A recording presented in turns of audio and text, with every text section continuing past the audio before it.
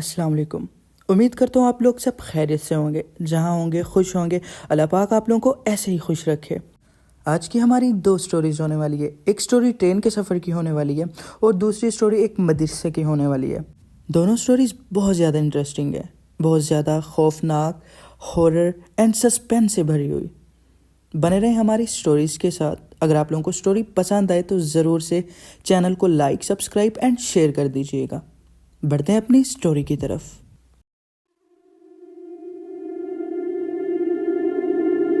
31 दिसंबर की रात थी। लाहौर के रेलवे स्टेशन पर मैं अपनी ट्रेन का इंतज़ार कर रहा था। रात के 10 बज चुके थे और मैं अपने मामू के घर इस्लामाबाद जाने के लिए तैयार था। घर से निकलते वक्त अम्मी ने कहा था, परफ्यूम लगाया करो, अच्छा लगता है। सो मैंने अपनी पसंद की खुशबू लगाई और निकल पड़ा। रात का माहौल आम था, हवा में अजीब सा सुकून था, मगर वो सुकून मेरे दिल को बेचैन कर रहा था। स्टेशन पर खड़े लोग भी किसी पुरानी फिल्म के किरदार लग रहे थे। ट्रेन का हॉर्न बजा और मैं अपनी सीट पर जा बैठा। मेरी सीट विंडो के पास थी। ट्रेन चली तो मैंने एक गहरी सांस ली और बाहर के मनाजिर देखने लगा। सफ़र ठीक गुजर रहा था, मगर जैसे ही ट्रेन ने शहर की हदूद को छोड़ा, मुझे पहली बार महसूस हुआ कि कोई मुझे मुसलसल देख रहा है। मैंने पीछे मुड़कर देखा। एक सफ़ेद चादर में लिपटी औरत चंद सीटों के फासले पर बैठी थी। इसका चेहरा नज़र नहीं आ रहा था और वो बिल्कुल खामोशी से नीचे देख रही थी।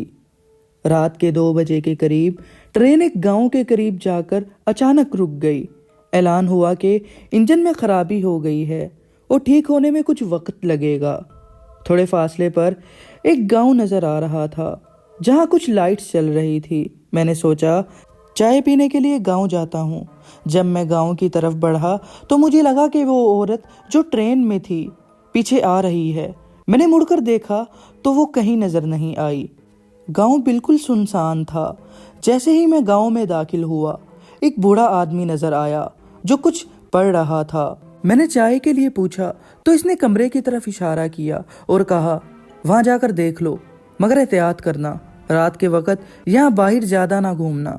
मैंने चाय का ऑर्डर दिया और वहाँ बैठ गया। अचानक मुझे महसूस हुआ कि कमरे के कोने से सरगोशियों की आवाज़ें आ रही हैं। मैंने इधर उधर देखा, मगर वहाँ कुछ नहीं था।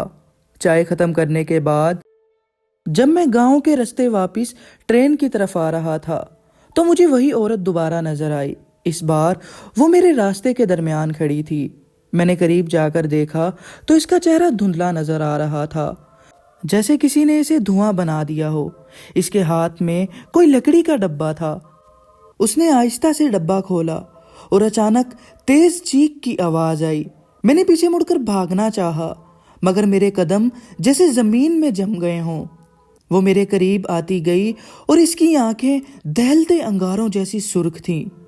मैंने अपनी तमाम हिम्मत जमा की और भागने की कोशिश की। अचानक हर तरफ से सरगोशियों की आवाजें आने लगीं।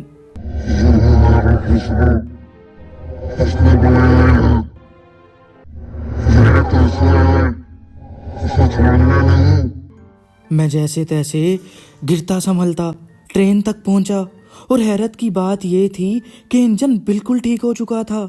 मगर जैसे ही मैं अपनी सीट पर बैठा, मैंने देखा कि वही औरत खिड़की के बाहर खड़ी मुझे घूर रही है। इस्लामाबाद पहुंचने तक मुझे सारी रात नींद नहीं आई।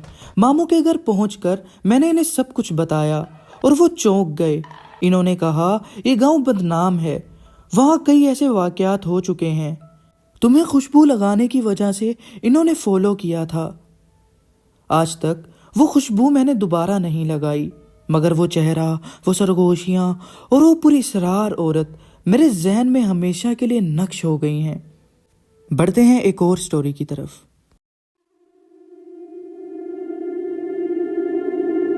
मेरे 15 या 16 साल की उम्र के दौरान जब मैं मदरसे में रहता था, रात का वक़्त हमेशा अजीबो गरीब महसूस होता था। मदरसा गांव से बहुत दूर था और वहाँ का माहौल निस्बतन सुनसान था। हर रात हमें दरख्त के नीचे सोने का मौका मिलता था, मगर इस दरख्त के नीचे जो कुछ होता था वो हम कभी नहीं भुला पाए। ہم کبھی کبھار ایک دوسرے کے ساتھ سوتے، کبھی ایک روم میں کبھی دوسرے روم میں۔ رات کے وقت کچھ ایسا ہوتا کہ نیند میں بھی کبھی چین نہیں ملتا تھا۔ ایک رات جب میں اپنے دوست کے ساتھ سو رہا تھا، مجھے اچانک ایسا لگا جیسے میرے کانوں میں کوئی سرگوشی ہو رہی ہو۔ مجھے لگتا کہ کوئی میرا نام لے رہا ہو۔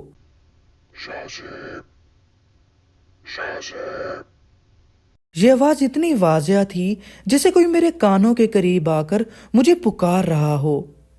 شروع میں نے اس آواز کو نظر انداز کیا، مگر پھر وہ اور تیز ہو گئی۔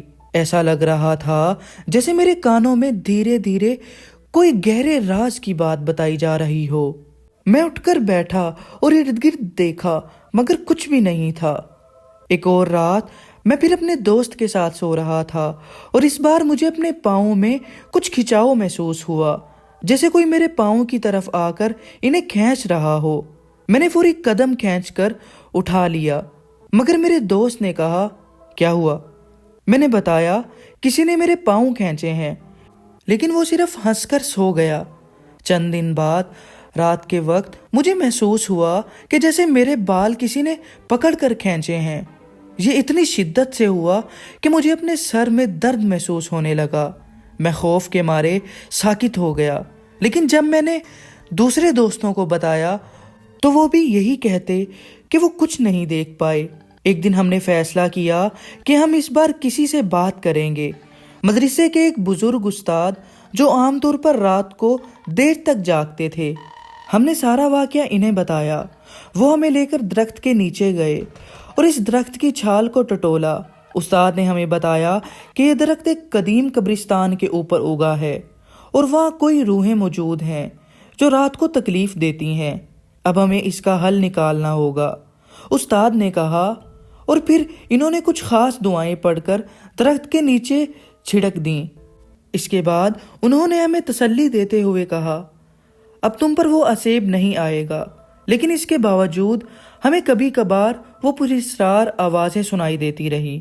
اس رات کے بعد جب ہم دوبارہ اس درخت کے نیچے بیٹھے تو ایسا محسوس ہوا جیسے کوئی ہمیں دیکھ رہا ہو، مگر وہ تکلیف دہ احساس نہیں رہا۔ استاد کا حل واقعی کارگر ثابت ہوا، لیکن ہم ہمیشہ اس درخت کے راز کے بارے میں سوچتے رہے۔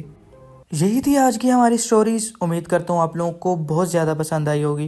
اگر سٹوریز پسند آئی ہے تو لائک، سبسکرائب اینڈ شیئر کر دیجیے گا ویڈیو کو۔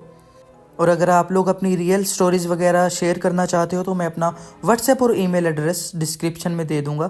جس کو وائس کے ذریعے سینڈ کرنی ہو واٹس ایپ پہ سینڈ کر سکتے ہیں، اور جس کو لکھ کر سینڈ کرنی ہو وہ ای میل پہ سینڈ کر سکتا ہے۔ اللہ حافظ۔